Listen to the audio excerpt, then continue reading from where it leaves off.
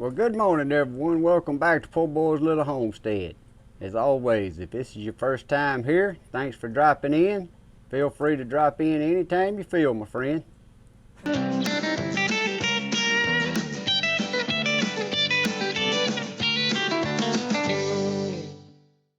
Guys, today I'm going to be showing you guys how you can save your squash seeds.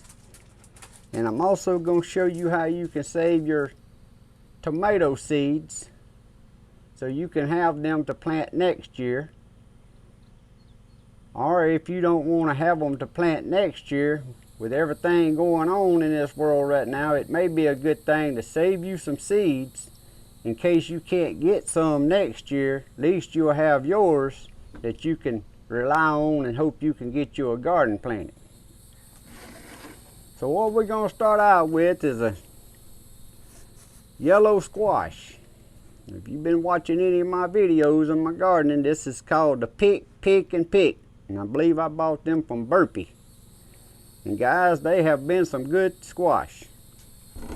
Now this is just 3 that I harvested this morning, and this is about the size we like to harvest them when they're good, young, and tender to eat. But when you want to harvest your squash seeds to save some, these squash done so good I want to save some seeds, so I let a couple of my squash just keep growing and get exceptionally big. If you try to cut your seeds out of a little tender squash, when your seeds dry, they ain't fully developed, and they're just kind of turned to paper, and they ain't gonna grow you nothing. You got to let them get big so your seeds will be fully developed in there. So we're going to cut this squash open, and I just cut mine long ways, just like cutting a watermelon. And they are harder to cut after they get this big. So be careful with your knife, don't cut your hand. Always cut down away from your hand.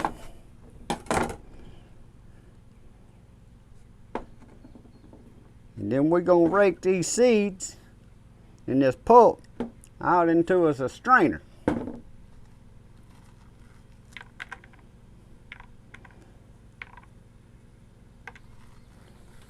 When you let them get this big, you can see it ain't as much juice and pulp in there. The pulp's kind of starting to dry a little bit, and that helps you out. But I just rake them all in this strainer.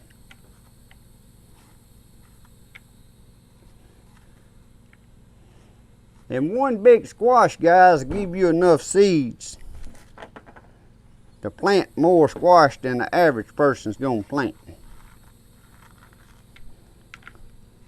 I think I got 5 or 6 squash plants out there this year, and I'm steady giving away squash.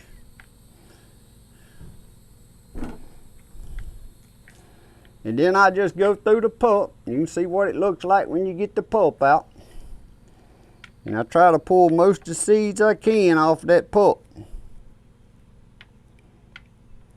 And guys, I'm calling this pulp. That may not be the proper name for it, I don't know. That's just what this poor boy calls it.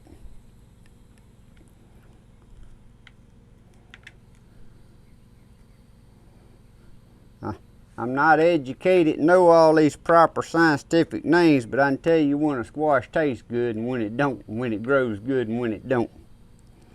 That's the important stuff to me. I can care less what they call it.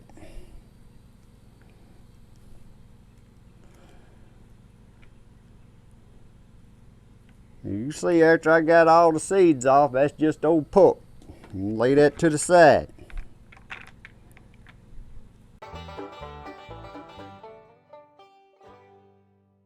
Now I got all the biggest pulp out of there. Y'all can see what the seeds look like down in there.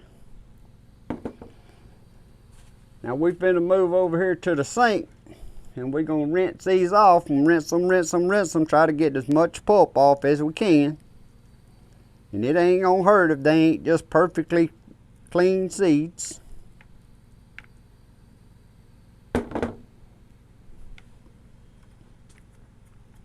So let's move over here to the sink. How y'all like that little snazzy tea kettle faucet there?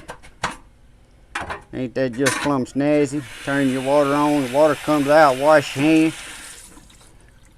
But I also have me a hose hooked up here with a spray in. And you take your seeds in your strainer. And you just kind of spray them and take your fingers and work them around.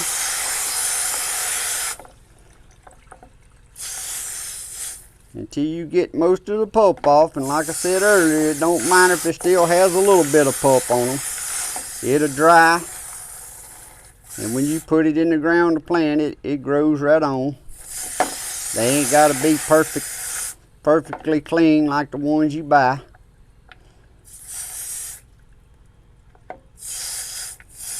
And usually you're going to have so many seeds here. At the end, if you got a little too much pulp on one or two, you can throw them away because you're going to have plenty of seeds.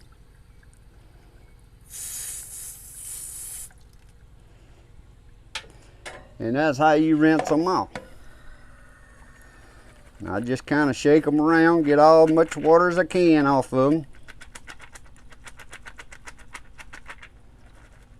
You can see I still got a little bit of pulp down in there. But the next step, guys, some people take some paper plates, styrofoam plates. But what I normally do, I just take a paper towel and I take me a Sharpie and I write on there what that is. And this is pick and pick squash. And the reason I do that is because I'm saving more seeds than one variety, so I don't want to get them confused. And I shake them a little more and get a little more water off. And I just spread them out evenly on that paper towel. Like I said, some people like to use the paper plates, some people like to use coffee filters, but the reason I like to use a paper towel, especially with smaller seeds, and I'm going to show y'all here in a minute when we're doing our tomato seeds, because tomato seeds I do them a little differently. But on smaller seeds, they'll stick to this paper towel, or if you put them on a coffee filter and they stuck on there, after they dry and you can't get them off with this coffee filter, I don't know what it's made of, but it won't disintegrate like a paper towel will. You put seeds on a paper towel and even after they dry, if they stuck on there, you can actually just pull that little seed with the piece of paper towel on it and plant it. And that paper towel is going to disintegrate in the ground and your seed's going to grow. So that's why I like to use paper towel. Now what I do, I'm going to just lay these over here for the time being. But I take these and you want to set them somewhere where you got airflow and not too cool, but not too hot. But what I do, I put mine out here in my little camper. I got a little table set up in there and I just set my paper towels on that little fold out table and I got a fan that circulates in there. And most days when it gets so hot, I keep the door open because I'm here all the time. And you just let them sit there till they dry. Whether that's a week, 2 weeks, 3 weeks, it don't matter if you leave them and get busy and forget about them. You can come back a month later if they're still in there and it ain't no humidity and moisture and stuff. But that's all it is to getting your squash seeds, guys. But next I'm going to move on to tomatoes. Now tomatoes I do a little differently. Some people does them different ways, but I'm going to show y'all the way I do it. And then when we get done, I got some pepper seeds that I've already got dried. And I'm going to show y'all a cheap, easy, convenient way to save your seeds. So on a tomato seed, and this tomato ain't fully ripe, I just run out there and grab one just for the video purposes. This is a black pearl cherry tomato. Now I'm not going to say no seeds off it because it ain't the best tasting tomato. But you just cut your tomato open just like anything else.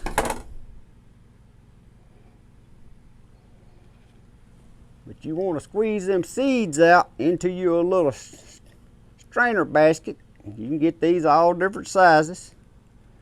Squeeze all your seeds out in there because tomato, you know, they have a lot of pulp on them.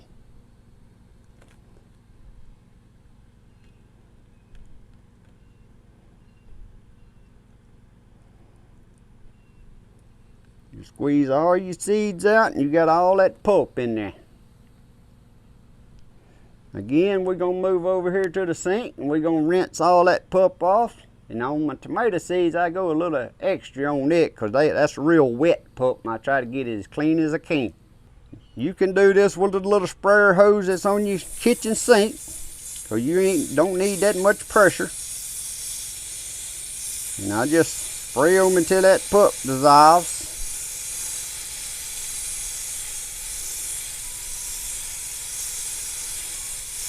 And I usually don't get all of it. Some of it's a little bigger chunk stick on there. But I'm going to leave that because I'm going to show y'all what I do next, what I do. Some people just keep doing that and try to get them as clean as they can, but them little seeds have still got pulp around them. And you ain't going to totally wash all of it off. So what I do on my next step on my tomatoes, I just take a little cup, jar, or anything, put a little water in it. And I put all them seeds in that water.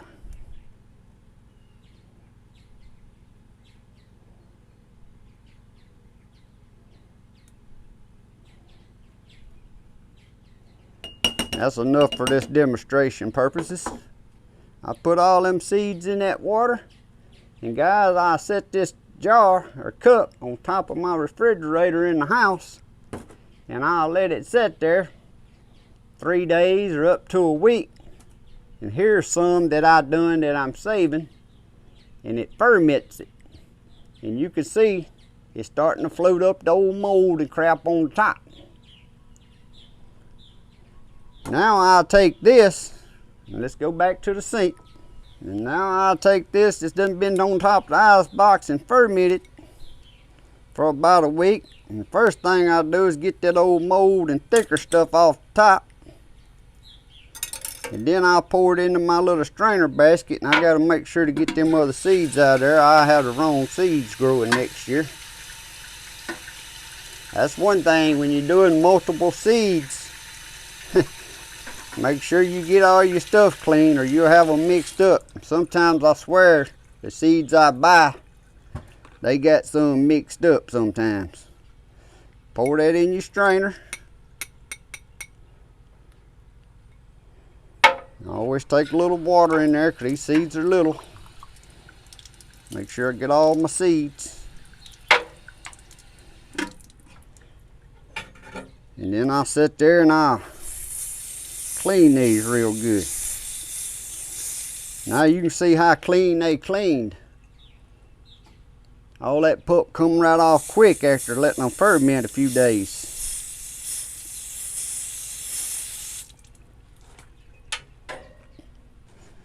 Now again, I write on my paper towel, this here is actually a tropical fruit cherry tomato.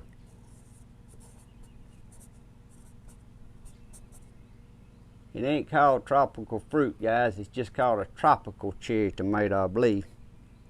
Now I dump them little seeds out there. I try to get all the water I can off of them. Dump them on there. And I try to spread them out as thin as you can, and you ain't gonna get them spread out totally one-on-one, but I try to. That way when they dry, some of them will come off this paper towel and some of them gonna be stuck. But the ones that's gonna be stuck, the paper towel is gonna be totally dry. You wanna make sure you let these dry long enough. Don't try to store them before them seeds are 100% dry. If you do that just right, you ain't gonna have nothing. But I spread them out like that right there. And again, I'm gonna set these in my old camper outside kitchen here